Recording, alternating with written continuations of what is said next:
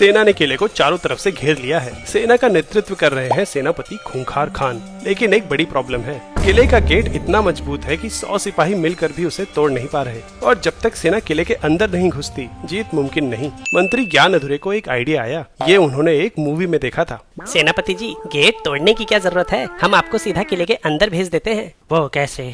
Plan simple है, पेड़ को रस्सी से खींचकर नीचे झुकाओ, फिर आप उस पे खड़े हो जाइएगा और हम रस्सी काट देंगे। फिर पेड़ फटाक से सीधा होगा और गुलेल से निकले पत्थर की तरह आप सीधे किले की दीवार के ऊपर पहुंच जाएंगे। देख लो ज्ञान अधूरे, ये हो तो पाएगा ना? ज्ञान अधूरे ने अपनी नोटबुक में प्रोजेक्टाइल मोशन के कैलकुलेशंस दिखा दिए। अरे मैं नहीं कह रहा, फिजिक्स कह रही है। सेना ने पेड़ को जोर लगाकर खींचना शुरू किया। पेड़ थोड़ा सा झुका, पर फिर दूसरा पेड़ ट्राई किया गया, रिजल्ट वही। अगली बार थोड़ा कम खींचना। सेना ने तीसरे पेड़ पे रस्सी बांधना चालू किया तो तभी लवली प्रोफेशनल यूनिवर्सिटी के एलपीयू वर्टो वहां आ पहुंचे। ये क्या चल रहा है?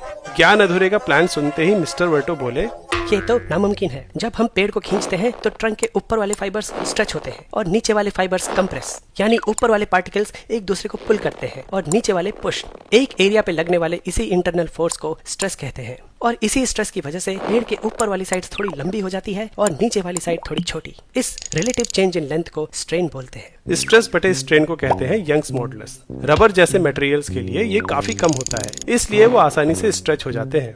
लेकिन लकड़ी जैसे मटेरियल्स में यंग्स मॉडुलस काफी बड़ा होता है, मतलब लकड़ी बहुत स्टिफ होती है और ज्यादा बेंड नहीं होती। जब सिपाही पेड़ को जोर से खींचते हैं तो ट्रंक के आउटर फाइबर्स में स्ट्रेन बढ़ने लगता है, और क्योंकि पेड़ का यंग्स मॉडुलस ज्यादा है तो थोड़े से स्ट्रेन के लिए भी बहुत ज्यादा स्ट्रेस डेवलप होता है। एक पॉइंट पर स्ट्रेस लकड़ी की अल्टीमेट टेंसाइल स्ट्रेंथ से ज्यादा हो जाता है और पेड़ टूट जाता है। पर अगर हम पेड़ को कम खींचेंगे तो तब प्लान दूसरे कारण से फेल होगा। किले की दीवार की हाइट है 20 मीटर और नारियल के पेड़ का रिलीज पॉइंट भी लगभग उतनी ही हाइट पे है, जिससे सेनापति को 50 मीटर दूर खड़ी दीवार के ऊपर पहुंचाना है। प्रोजेक्टाइल की रेंज का फॉर्मूला होता है R=v² sin 2θ/g।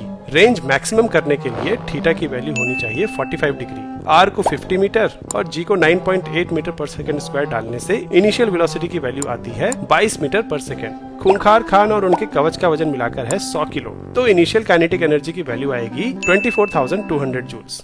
तो मंत्री जी, नारियल का पेड़ इतनी एनर्जी नहीं दे सकता, इसके लिए तो एक बड़ा तोप चाहिए। तो इसका मतलब सेनापति किले की दीवार के ऊपर नहीं बल्कि पेड़ के आसपास ही गिर जाएंगे। ज्ञान अधूरे। पर ये बताओ, अगर सेनापति दीवार पार कर भी लेते तो लैंडिंग के लिए क्या प्लान था तुम्हारा? एलपीयू नेस्ट में अप्लाई करने की लास्ट डेट है 25 मार्च, तो जल्दी से चैनल पे दिए लिंक पे क्लिक करो और ये कूपन कोड यूज करके 20% डिस्काउंट पाओ।